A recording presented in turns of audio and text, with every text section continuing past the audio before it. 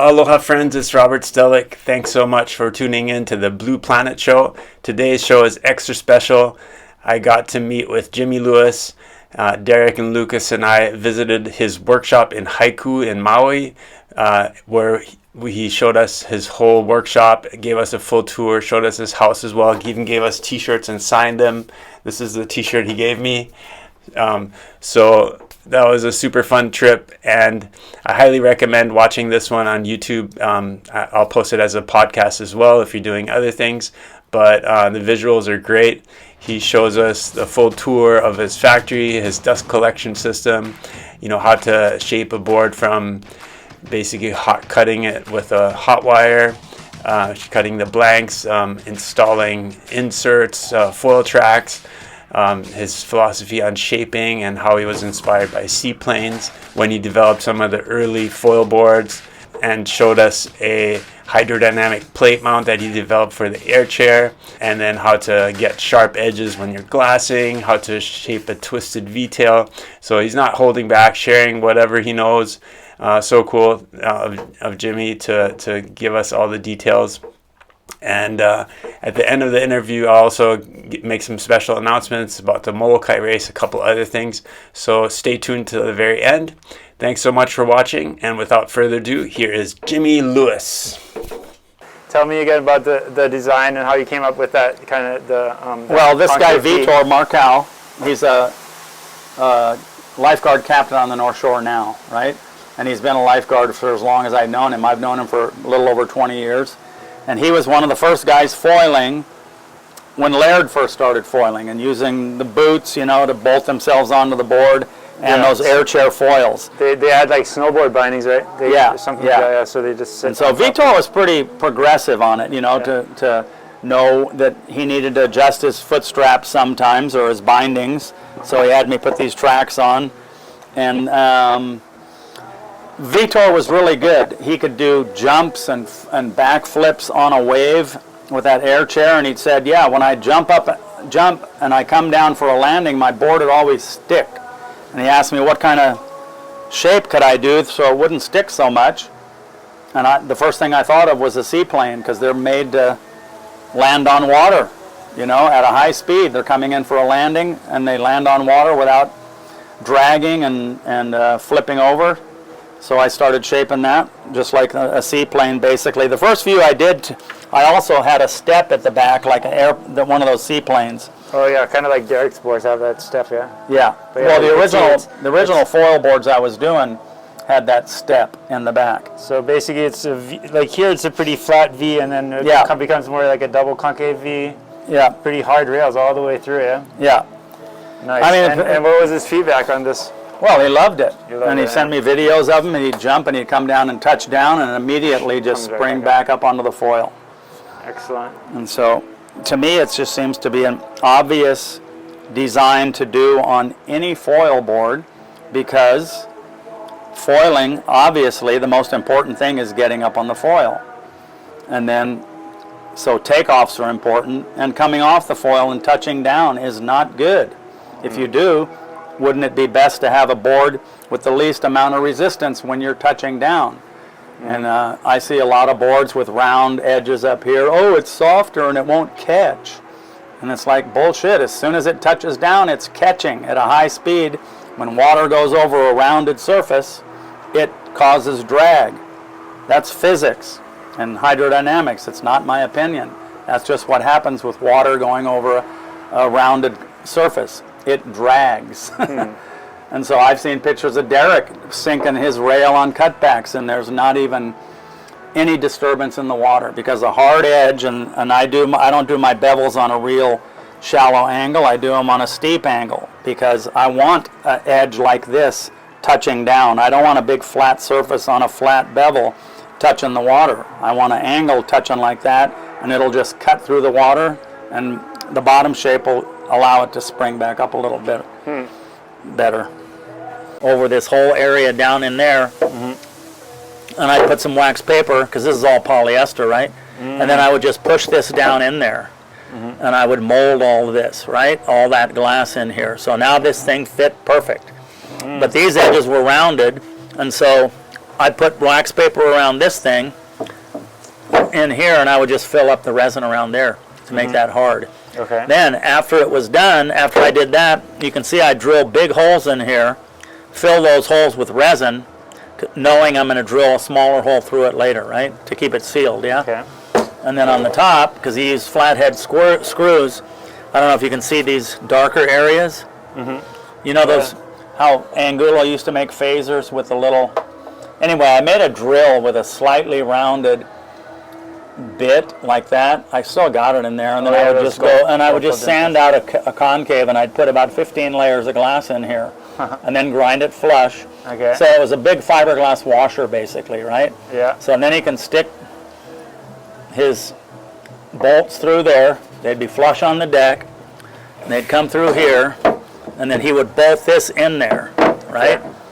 And then I shaped this down to fit the V perfectly, Okay. which was hard. Have you ever shaped G10? It ain't easy. Yeah, that's grinding. Yeah, it's a lot of grinding. But anyway, then I'd route a small hole here that where the strut would fit, you know? And then the router, I can't do it perfectly, so we'd put that metal thing in there. I'd only do it 3/4 of an inch too. I'd only do it this deep, right? Okay. And then he would tap, I think, 3 bolt holes into the bottom of that strut, and he'd screw the strut in on this side, right, with flathead screws.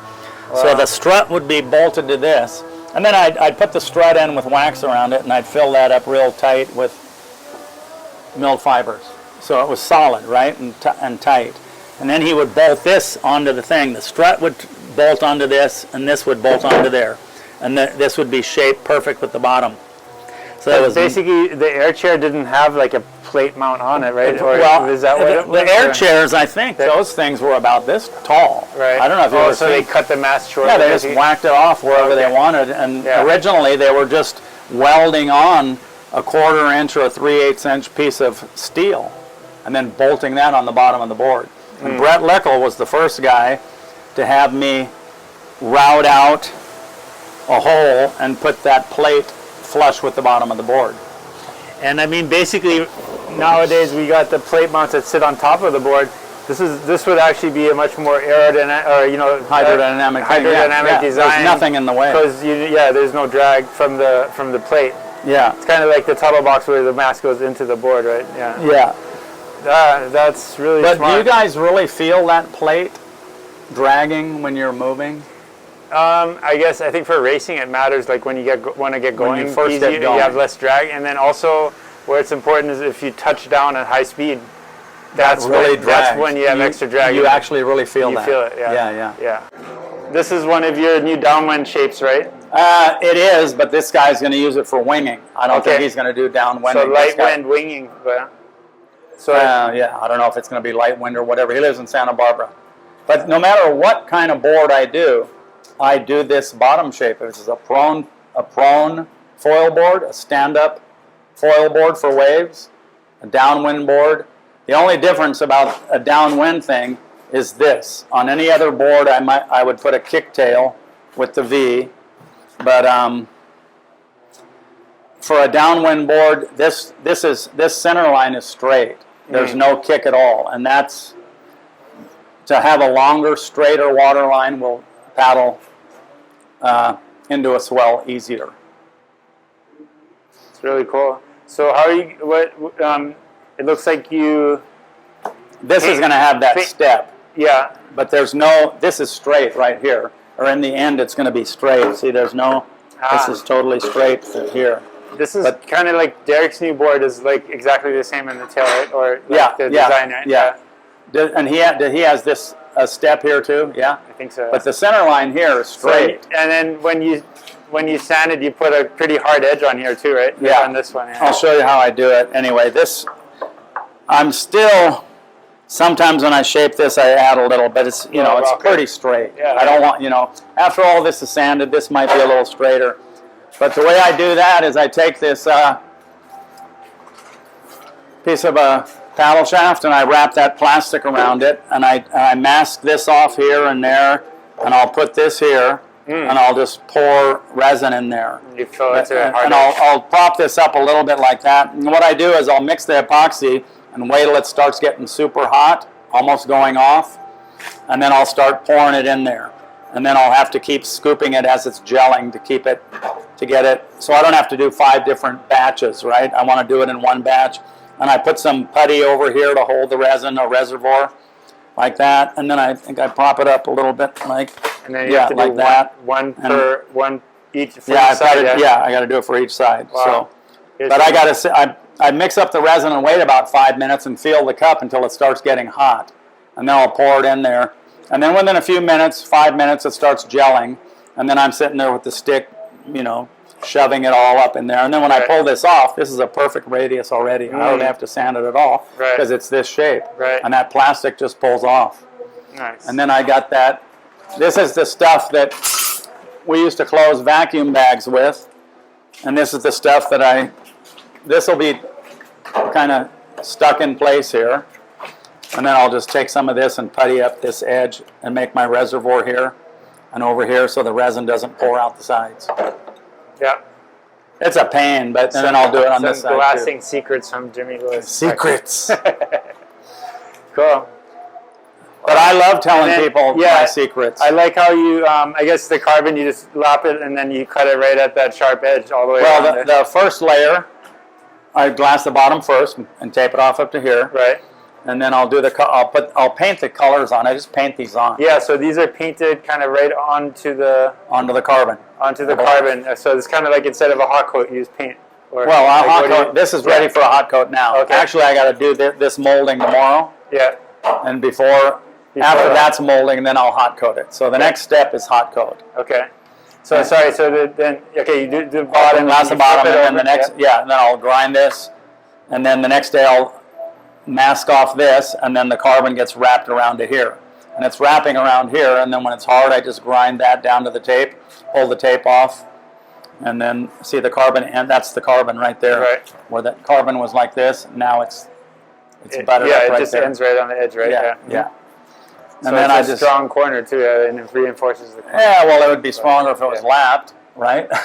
Yeah. And I used to lap it, then I go, shoot, the boards aren't falling apart. This will be so much easier. But the thing is, if you lap it and then you sand it to a sharp edge, then you kind of lose all that material that was lapped around. If you grind it there. But see, to be able to glass the first thing, I have to round this edge a tiny, tiny bit. But I just do it with a piece of 220 going over it once, just so it's not a sharp edge. Because you've glassed something before, right? You can't glass over a sharp edge. It creates a big bubble like this, especially with carbon. So I just do that.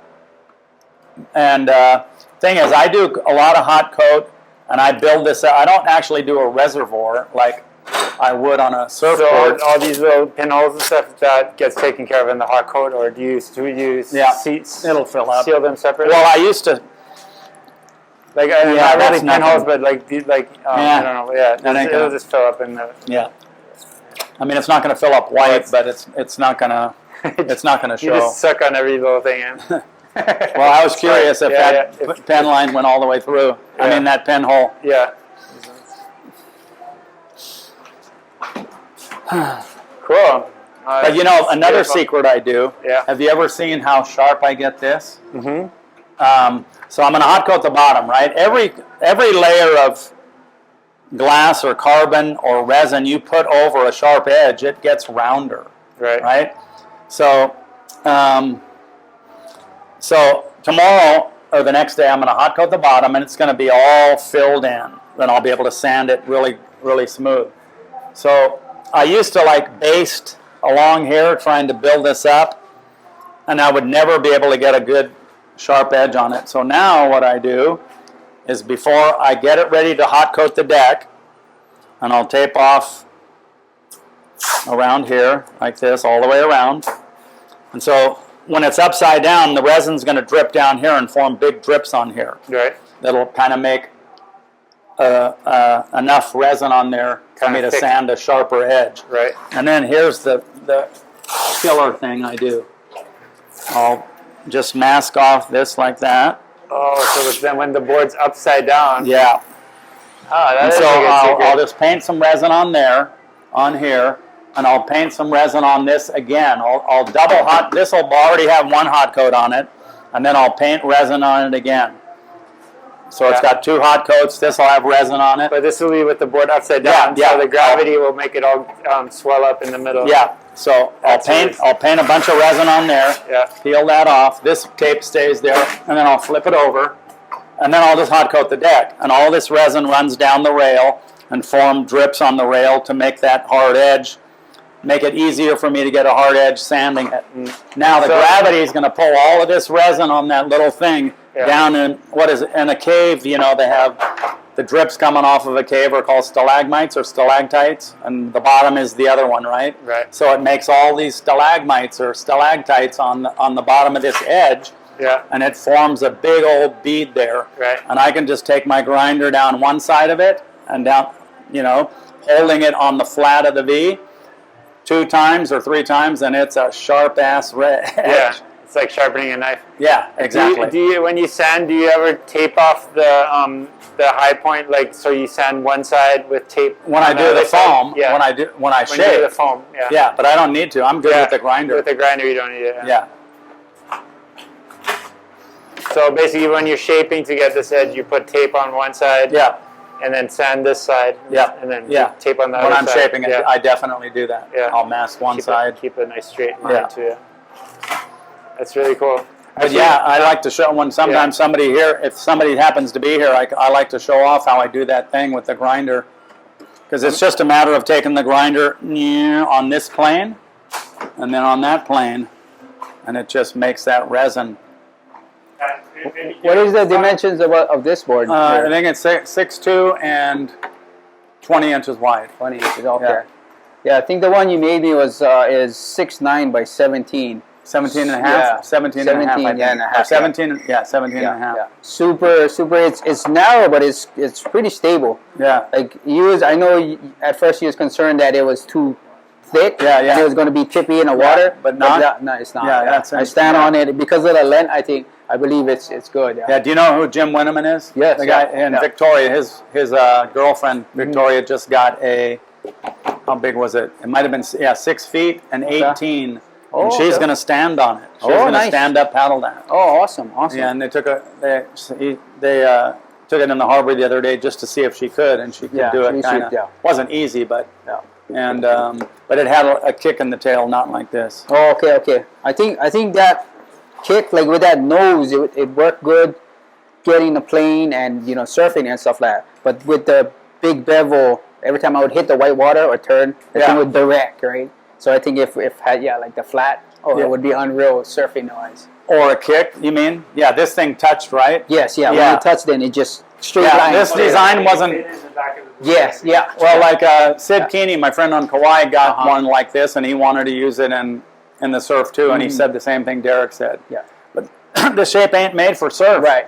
And I don't know. I mean, I would imagine those Kalama boards would have the same issue. In the surf, wouldn't they be touching back there too? I think a lot of they just downwind those guys. I see a lot of guys pictures. Oh, they go surf. Oh, okay. Yesterday, I'm pretty sure I saw Tomoko over at that peak off where I surf at in Thousand Peaks. Oh, 1,000, okay, yeah. And I saw her paddling into a wave, and then I saw her get up. It's really lumbering though on this huge board, and then I could see that big tail sticking out. And a fin in the back. Thinking.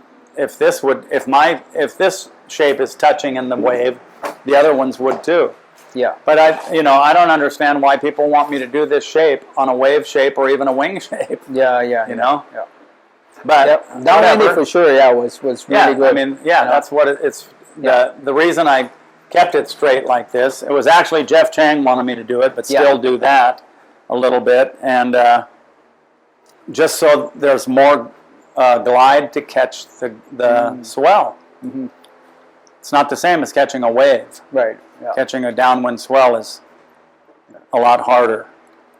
I think the next one though, for sure, pulled in like how you have it now, and then with the wave shape in the back.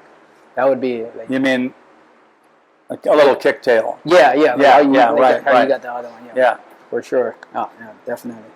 But yeah, feels really good, super stable.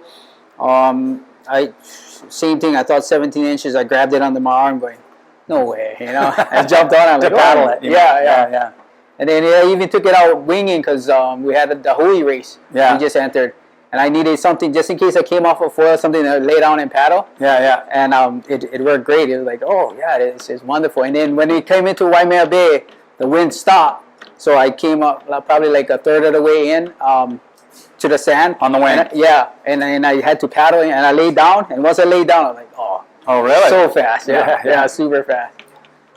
Yeah, Jim Winneman got a 8-foot board like this, and I think it might have been 20 or 21 for prone surfing out at, and he had this tail. Yeah. And at a point when there's no surf, when it's just little swells that don't even break, he says all these guys on bigger boards are catching the waves, and he has these 4'8" boards, you know, and he's a big guy. Yeah. And so he got that board, and he says now he's catching waves better than anybody else. Riding the waves all the way through, and the waves don't even break. But the main thing is he's being able to catch something. It's not even about to break. Right. Prepare yourself to get the foil activated, and then And then go so that's why I figured this design is as good as that round bottom design. And my thing is, I do my own thing. I don't like to copy other people's stuff. And if this didn't work, I sent a board to Rob in Australia, and he loved it.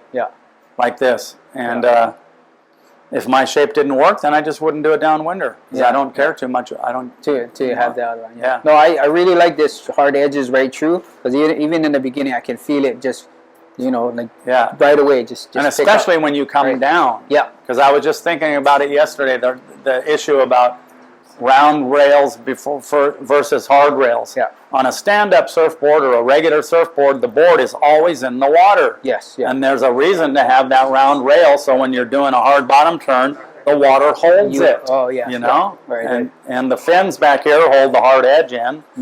But on foil boards, you're moving at a high speed on a foil. When you come down, you don't want the water grabbing. No friction, yes. You want it. I was just looking at some of the Facebook pictures I had of you before on that carbon board, and you were doing a cutback, and your whole rail was just touching down, and there wasn't any disturbance in the water at all. Yes, it was just like cutting right through, no splashing, no big disturbance around the water sucking around. And then a good example of the kind of board that does suck was that video you sent me of the guy on the KT board. Oh, right, yeah. And when Derek was asking me to make a double concave once, I go, nah, that ain't no good. I'll do something different. And then he told me, oh, I see what you mean. Look at this video I took of this guy. And the guy came and did a cutback. And then you could see, you know, when you watch a video, I think I talked to you about this on our thing, right? Yeah. When you can click on a video and just go frame by frame, and we could see when the board first touched down up in the front like that, the whole back was still out of the water. And then the second frame, you could see all the water rushing around here, and the board sucking down even more. The second frame, all the water was just sucking down, and then the guy went flying. It was like he tripped over a wire. Yeah. And you'd never really see that unless you did it frame by frame, exactly what was happening with the water. The board didn't come and skip like that. And then Jeff Chang sent me a video of him. Derek took the video, actually, and he was on his board riding a little wave, and he kept touching down almost the exact same way that KT board was doing. And every time he would skip right back up. Never penetrated your water. Yeah. Yeah, it just bounced right up there. Yeah, this rail right there. It's good. Even and a lot of times winging too, because you can maintain with the sail, right? I would bring it down and hold it on water, and it would just, you know, skip. Oh, really? Skip on the surface. You mean you'd come down and touch down on purpose? Yeah, on purpose. Yes, yeah. And it wouldn't suck in and bring you down. It would just be like right at the edge, and you could just like you said, no disturbance at all. Yeah, I mean, the stuff I talk about, it's not my opinion. It's physics and hydrodynamics. Mm-hmm. Sorry, this is different, but how do you reinforce the fin box? I get this high density, this foam, and I make a little sandwich like that. 2 of them. Originally, I used to use a solid piece of this stuff, but they ran out, and then it's real expensive to buy that 2-inch stuff, thick stuff. And so this is the packing that goes on all my boards, right? Yeah, EPS. And so it just coincidentally, 2 pieces of 3/4 inch with this in it fits the whole of my jig already that I route. And so I make 2 of these. each board I do it custom. If the board's 6 inches thick, I make this about 6 1/4. If it's 5 inches, it's like 5 1/4. And then I'll route the hole through the blank before I shape it, all the way through. And then I'll just put these together with resin and stuff them through. Ah, I see. In the blank. Yeah. Okay. So then so it's connected to the deck. Yeah, like everything. It has to be connected to the deck. Right. Whether it's a track or a tuttle box, it has to be connected to the first couple I did, 1 or 2 track boards I just sunk it in about 2 inches. And made it like flat, I used to, like on a windsurfer. Yeah.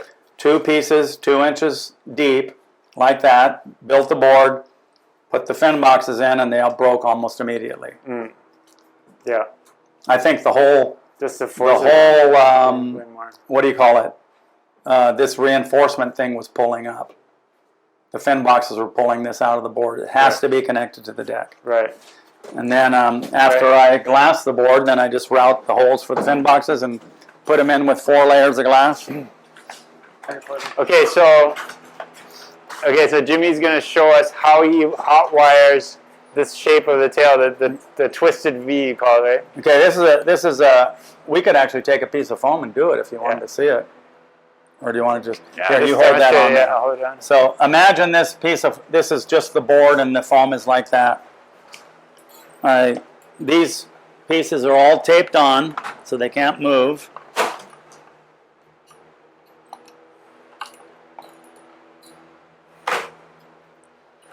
How the heck did that get in there like that?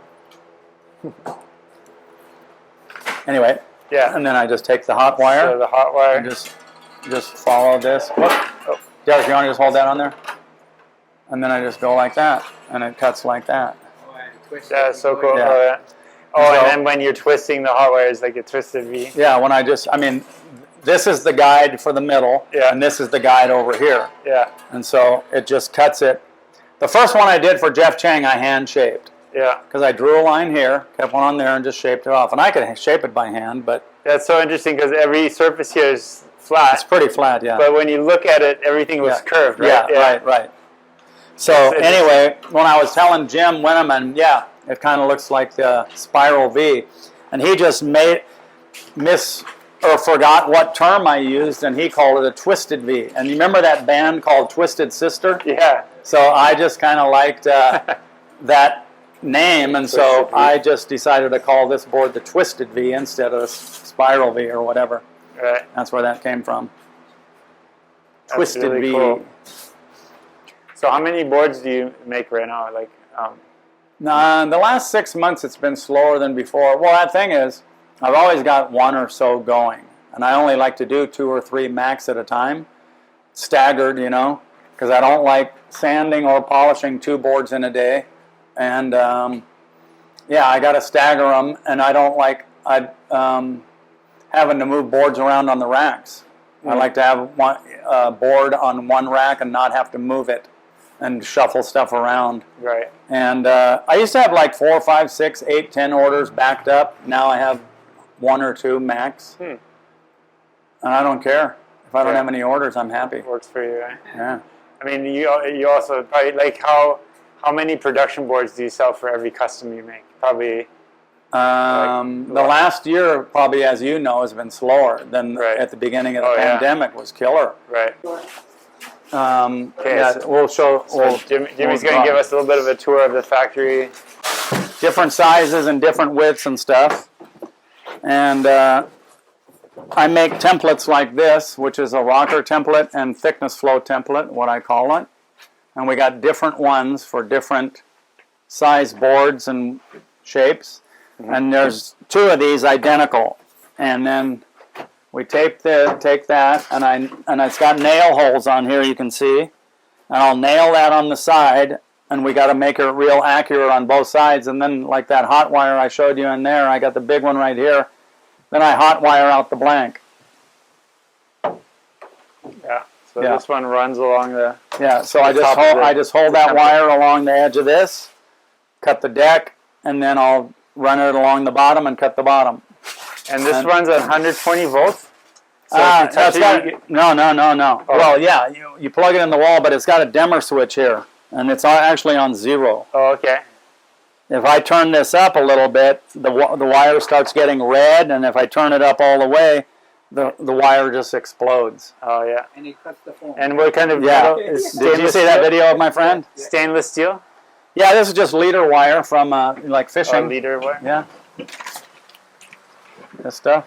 So this is how you can build your own wire cutter. Yeah, but you got to learn how to figure. I can't remember how I learned how I figured out how to do this. Maybe somebody showed me, but Yeah.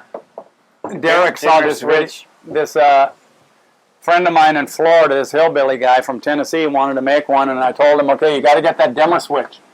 You cannot plug it directly into the wall. Yeah, because that lowers the voltage, right? Like the dimmer. Because full voltage just burns that wire just immediately.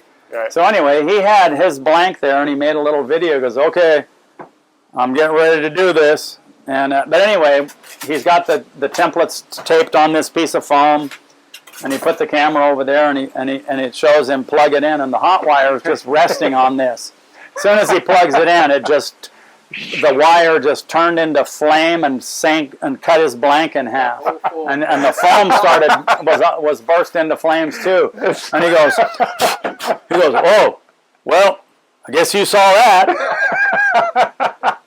I just cut my blank in half. The thing caught on fire. Look, the wire was up there. Dadgummit, I just ruined that piece of foam. All that work. Anyway, he told me, yeah, my friend told, I couldn't figure out how to get the dimmer switch working. And he said, well, a friend of mine just said, just try it and plug it right in the wall. And so that's what he did. And he says, I should have put it on the floor, which is, I should have. But I posted that on Facebook, and I made the point to say, I'm not making fun of my friend, because all of us, this has happened to. It's a learning experience. It's not, and then Peter Tommen, this famous windsurfer guy, Andres at Ding King, Mark at SIC, they all comment, and yep, I burned a lot of blanks by doing that. Yeah. I mean, sometimes I'm just walking along with this thing, and all of a sudden the wire will pop, and I'll have to, if I can pull it off quick enough, it won't sink too far into it. Yeah. But I've had the wire break in the middle of a cut and sink like a couple blanks into the thing. Oh.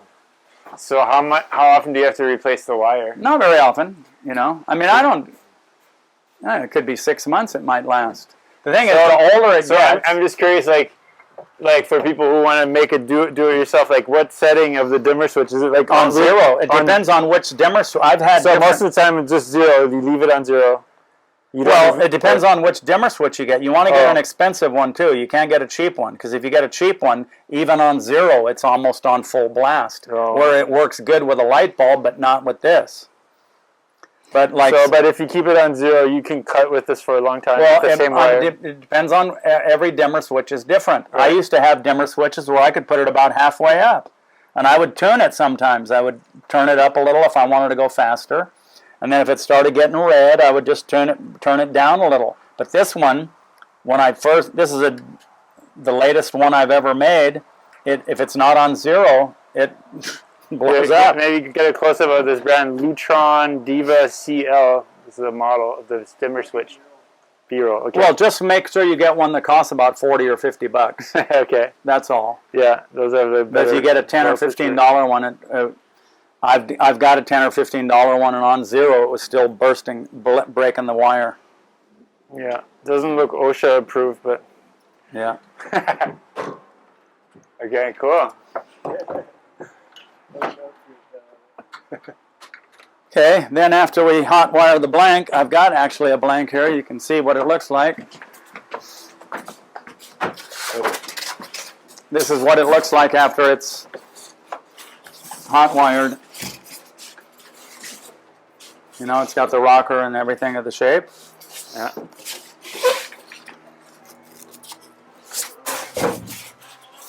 This one, actually, some of the blanks, some of the blocks I get are 3 feet wide, and some of the boards I make are super narrow. And I've got some narrow blocks out there that I usually use for narrower boards. But sometimes I run out of the narrow blocks and I have to cut a board with a big wide block for a narrow board, and I got a big cutoff, so I save those and glue them together to not throw these pieces away. So, but like that red and white board out there. So when you glue it together, what do you use to glue it together? Just epoxy and Q-cell. Q-cell. Some people use that spray glue or something, but that stuff never quite gets hard, yeah? Spray glue? That's it? I don't know. Anyway, so it's harder to sand it, probably. Yeah, I just use Capicel. So yeah, I mean that's a good way to do it. And then, do you ever put stringers in your blanks? No, Never. No. That's asking for trouble. Yeah. Because it just makes this guy that makes a more rigid spine. No, it just causes a stress line. Right. Whereas the foam is so soft, that's hard. And it's just going to cause a crack there, say if you landed on your knee right there next to the stringer. But we used to sandwich our boards in windsurfing, right? Never put a stringer in there. The sandwich creates the stiffness, right? And this one guy, Dennis Parton, would say about some of these other guys, yeah, you put a stringer in a sandwich board, after about 6 months, that stringer's standing proud.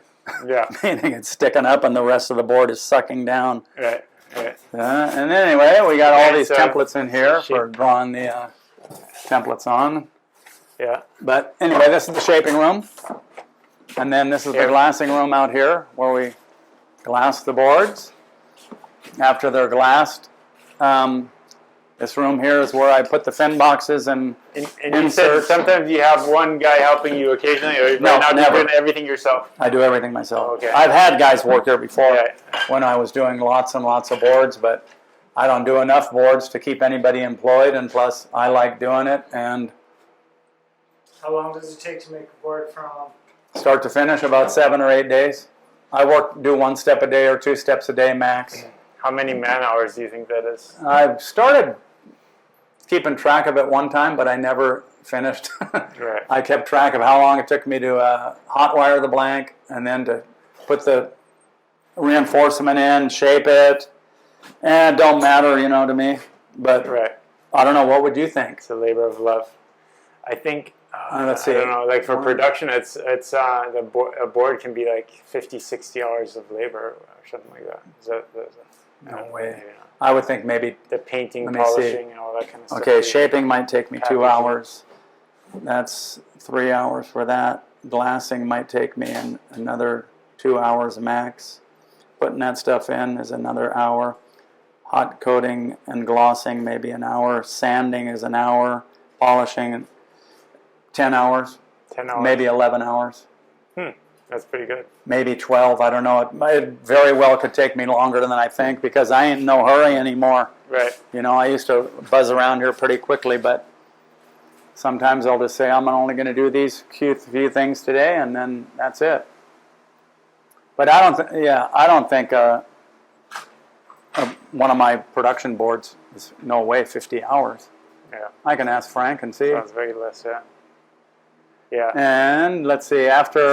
okay, go ahead. Yeah, after and then after we put all that junk in, that's the sanding room. I grind that stuff down. And then, can you show your the ventilation system? That's pretty cool. How you vacuum out the air comes out of the ceiling, because you need to have it's kind of like a wind tunnel thing. You got to have air coming in from one way, or else the vacuum system wouldn't work. Mm-hmm. So... there's a fan like right under where you're standing that sucks these two compartments, and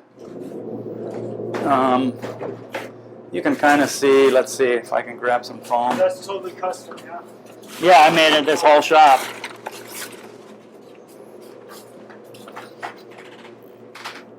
I don't know if you'll be able to see this. Works so well that there's no dust anywhere.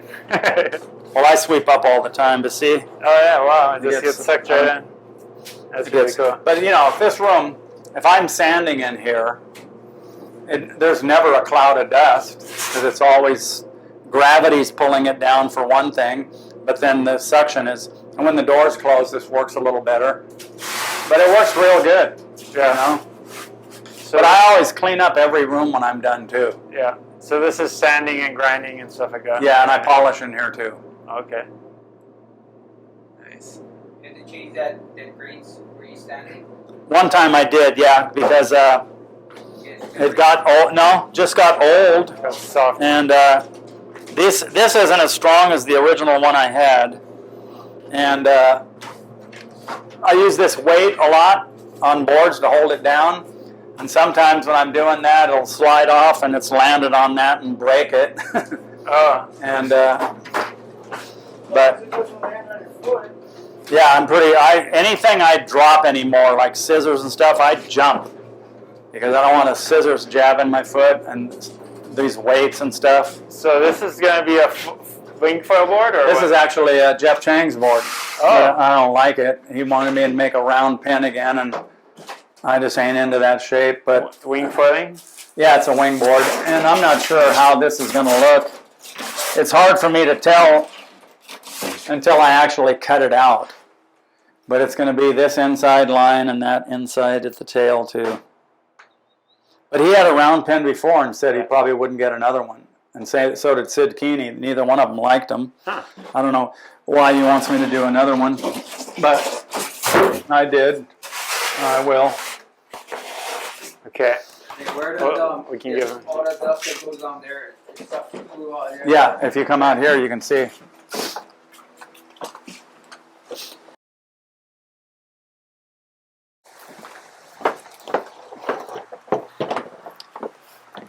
You can see under there. Where's that square? I can't see in the dark, but because of the.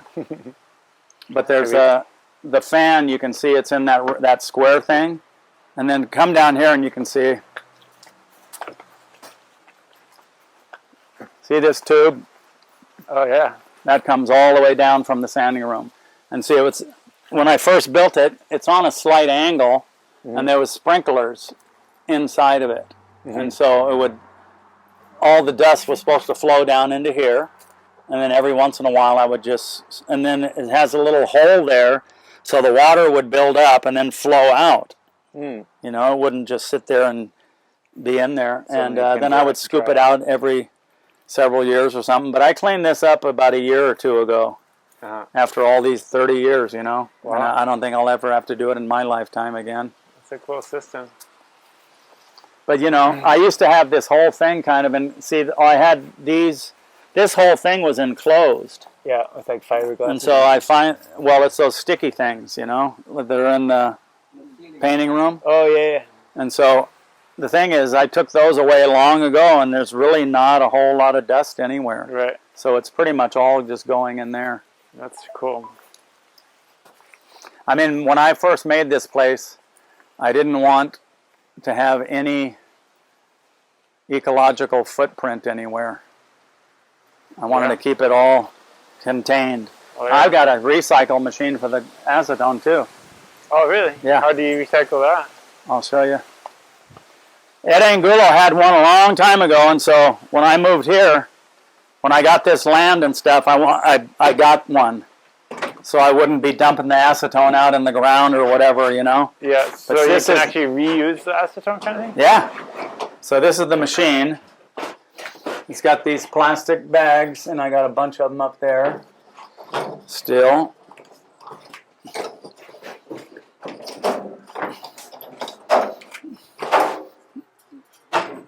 But you dump it in there and put this goes in here, and it heats up.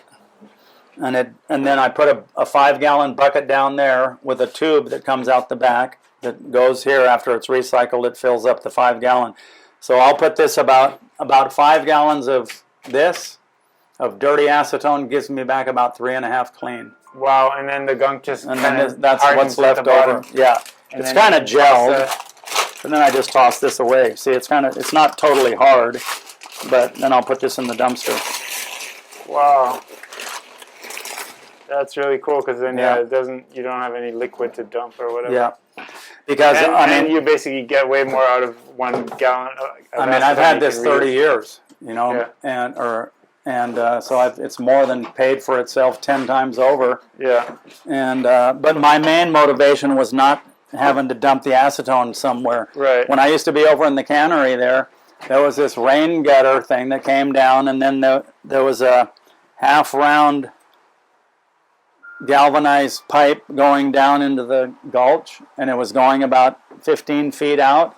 I would take my acetone and dump it there. I feel terrible, you know, just end that thing, and it would flow down. And I don't think much of it made it down the 50 because it would kind of just stop. Evaporate or whatever. Kind of, it wouldn't.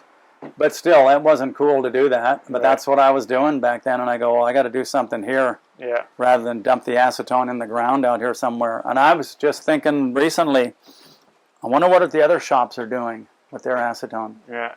Well, they should. Everybody should have one of these, or they should have one for the cannery where they can share it or whatever. Yeah, I mean, I know Ed Angulo had one, and these guys, Johnny V and Everett had one too. Mm-hmm. And I know none of those. Ed's not making boards here anymore. There's no way he took that to Florida with him. And Johnny and Everett aren't making boards anymore. I'm wondering what they did with theirs. But I was just curious about the other glass shops around. What do they do with their acetone? You know, in the interview, you were talking about that dominatrix shape, the bottom. Do you have a sample? Oh, is it this red one? Looks like here's one right concave here, with rounded rails. Yeah. Oh, it was just a name I gave it, but basically it was a copy of a water ski. All of these boards here are hard edge, flat bottom, twin tips.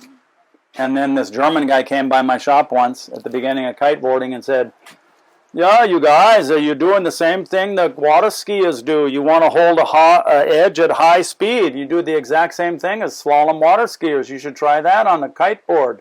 So I did. A full rounded edge and then a concave down the center. Anyway, after I started doing these boards, I went to one of the trade shows, and I went over to the water ski section, and virtually every slalom water ski on the market had this basic shape. Some of them had a bevel there, but they all had a single concave and a bevel or a rounded edge the entire length. Mm-hmm.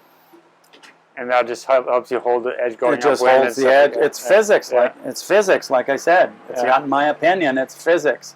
And why would every slalom water skiing is a big thing, you know? Right. And those guys are pretty radical when they're going around those buoys. And I don't think they're just, I think a double concave will be cool, you know? And they don't. They all have the same design because that's what physics requires for them to be able to hold a hard edge at a high speed. Yeah. And so that's the only shape I've done since then. And interesting. I've even told some of the other kiteboard makers here on Maui, this is killer, and nobody seemed to want to do it. Huh. Wow. But you remember when Barry Spaniard, he invented the RAF windsurf sail? Right. They did a wing mast for speed trials, and then he wanted to duplicate or mimic that on a regular windsurf sail. So he invented the RAF thing with the battens that would create that kind of shape. Yeah. And after he did that, virtually every sail maker on Earth did that shape because it was so obvious. And I don't know why nobody else did this shape. I don't know why nobody else does the motorboat bottom seaplane shape that I do. Doesn't matter to me, I guess. Yeah. It's funny how people, there's like certain trends and people following what everyone else is doing, or, you know, like, and then like 5 years later, everybody's using something completely different because the trend isn't it's not trendy anymore. Yeah, but it seems like you don't really follow that. Yeah, no, I don't think I've invented anything. Right. I've looked at existing designs that people over the decades have done on whether it's airplanes, boats, and then I just apply it to the surfboards and stuff, you know. And all my surfboard shapes, I looked at Dick Brewer's and Jerry Lopez's when I first started shaping. Sure. Those guys had it down. And they weren't doing gimmicks. They just had the cleanest lines, the best flow and blend ever. Yeah. And I always just stick to the basics. And those old pipeline guns are still really good shapes, actually. Yeah. My board got dinged on the way over, so I was going to show it to Jimmy and then realized there's a crack on the nose, and he's like, let me fix that for you. No, you said, hey, will you fix it for me? I didn't offer. I don't fix stinking dings. I just happen to have some resin that I've just mixed up. Resin kicking off on another board. I really appreciate it. And I'm going to show you this cool poor man's plastic thing that I put on Robert. Okay. That'll Quick ding repair with Jimmy Lewis. Watch and learn. resourceful. Okay, now, you ever seen this stuff, painter's plastic? Yeah. Real thin plastic. Yeah.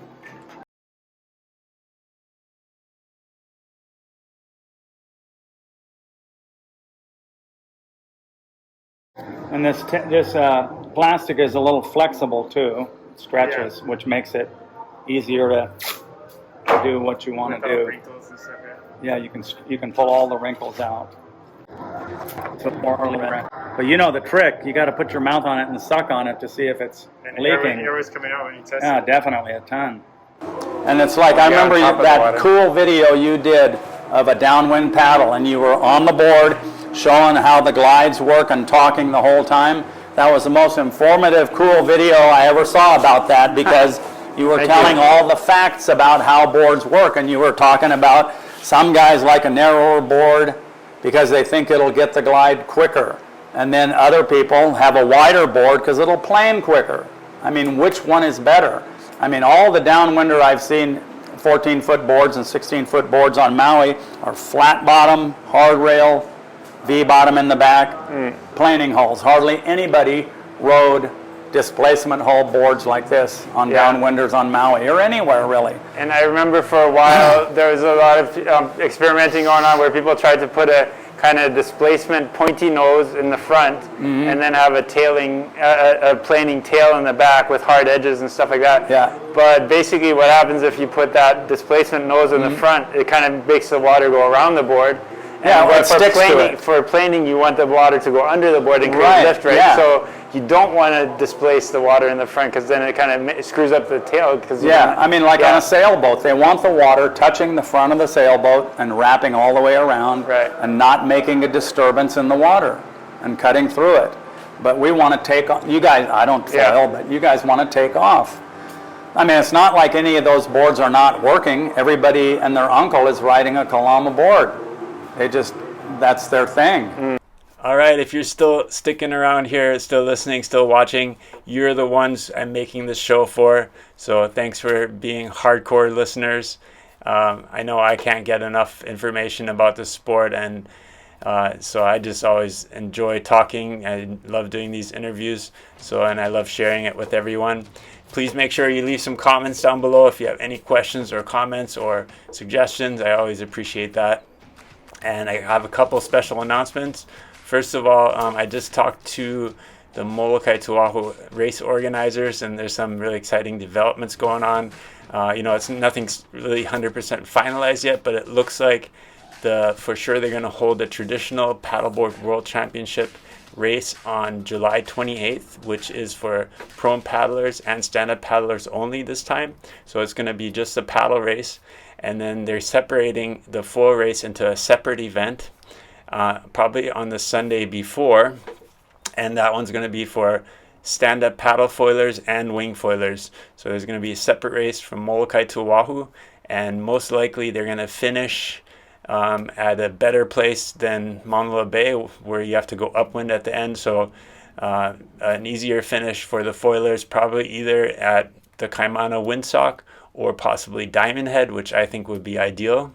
So hopefully we'll have a better course for foiling, and it'll be a super exciting separate race just for the foilers. And last year we did the Maui to Molokai race on a Friday, and then the Molokai Holokai race on a Saturday, and then the following day we winged from Molokai back to Oahu.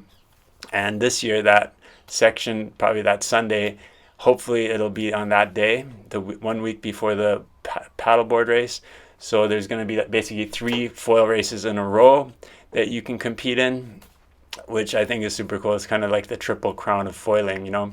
So I'm excited that that's coming up, and I'm planning to do not only the full wing foil race, the 3 wing foil races on the weekend before, but then also do the traditional paddleboard world championship race on a Blue Planet bump rider 14-foot board, stock division, stand-up paddling, which I haven't done in several years. So getting back into that, kind of getting back to the roots. Still love to stand up paddle, and the downwinders, it feels like surfing on the wave. So it's a little bit different than foiling, not as fast, but it's a great workout. And I just feel like it motivates me to train and become a better athlete, all-around athlete. So stoked to be able to do both races, and I think you'll see a lot of the top athletes like James Casey and guys like that are good at everything. They're going to probably do both the foil races and the regular traditional stand-up paddle race. So I think that's super exciting news. And then something else I just wanted to let people know about is I signed a contract and I started writing a book. It's titled Stand Up Paddling for Dummies. And so far the process has been really good. Just writing a book that's going to be, for a broader audience, getting people into water sports, getting people to just live better lives, I hope, and get people into water sports. So I'm probably going to spend a little bit more time doing that versus putting out a lot of Blue Planet shows. They are very time consuming to produce, but we will continue to post a new video on the Blue Planet Surf YouTube channel every week, every Saturday. And I am planning to bring out more shows, but I just wanted to let you know I am going to be kind of busy with other things as well, so I probably won't have as much time to produce a lot of Blue Planet shows this year until October. Once I have the book done, then I'll try to put out more shows again as well. But for now, thanks so much for watching. Thanks for supporting Blue Planet. If you're looking for a Jimmy Lewis board, we have them at our Blue Planet locations. We have one in Haleiwa, a shop in Haleiwa by the Rainbow Bridge, and then one in town on Kona Street. Both locations we have the Jimmy Lewis boards, as well as many other great deals. Right now we have wings on sale for half price, so you can get our alien wings or ozone wings half price, what we have in stock. So great deals available, and lots of Jimmy Lewis boards you can choose from. So check it out. Thanks so much for watching again. See you on the water. Aloha.